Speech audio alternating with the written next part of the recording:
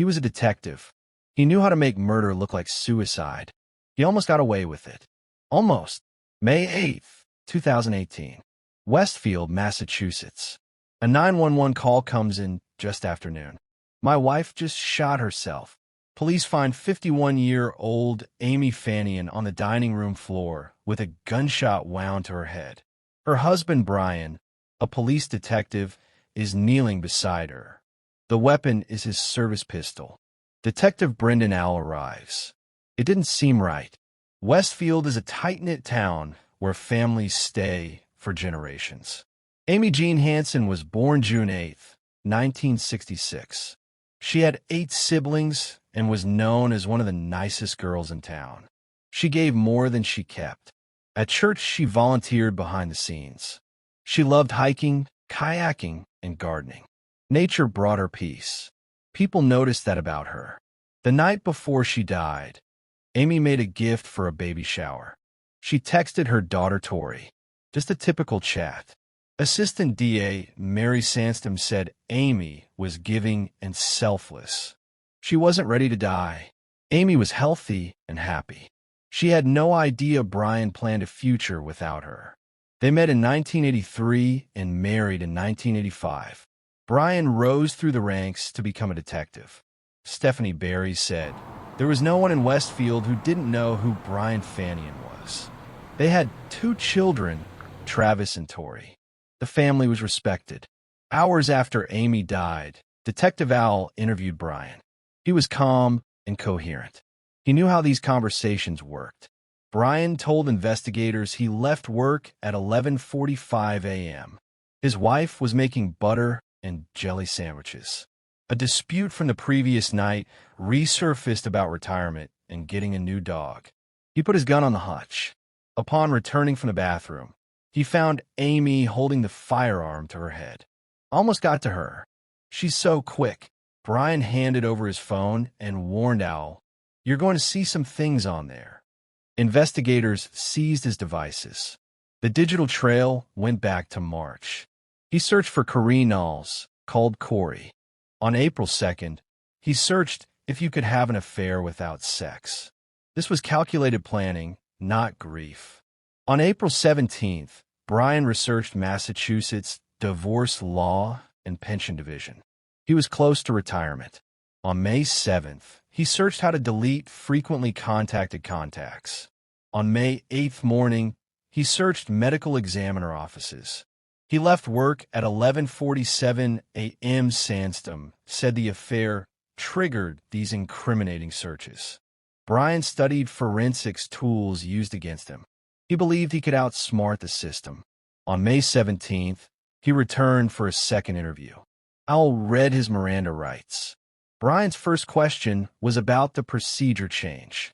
The absence of gunshot residue on Amy's wound was significant. It wasn't consistent with self-inflicted shooting. Investigators recovered thousands of deleted texts between Brian and Corrine. At 12:47 p.m. on May 8th, while Amy lay dead, Brian texted Corrine, "Please don't call or text for a while.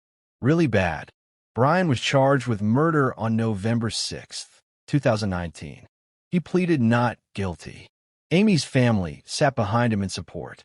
The trial began February 23rd, 2023.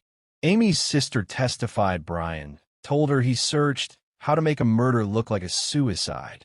The defense argued Amy's thick hair blocked gunshot residue. On March 22nd, the jury found Brian guilty of first-degree murder. He received life without parole. The detective had killed his wife. Brian used his law enforcement knowledge to try committing the perfect crime. He researched forensics and studied investigators. The jury settled the question quickly. But how long does it take to unlearn who someone was? His colleagues trusted him completely. Some may never fully reconcile what he did. That is what happens when someone corrupts trust that deep. Amy's family carries what no resolution can fully address. Her children, Tori and Travis, still live in Westfield. They stood by their father through the trial. They lost both parents in one afternoon. Their mother to violence. their father to the truth about what he did. Brian represented the institution his community trusted. He used that trust against them twice. Cases like this leave behind a quieter awareness in small communities. The uniform and title don't guarantee anything. Westfield knew that in theory.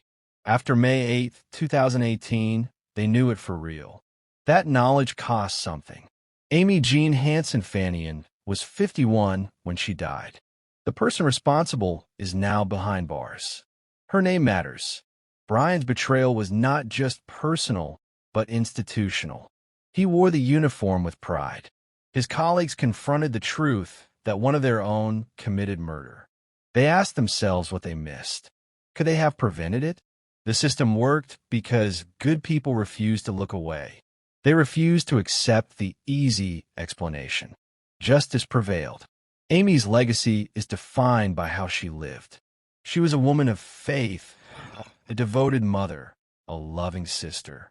She gave more than she kept. Her life was one of purpose and meaning. Her children carry her spirit. They raise their families in the same town. They attend the same church. They keep her memory alive. This case reminds us that evil sometimes wears a badge.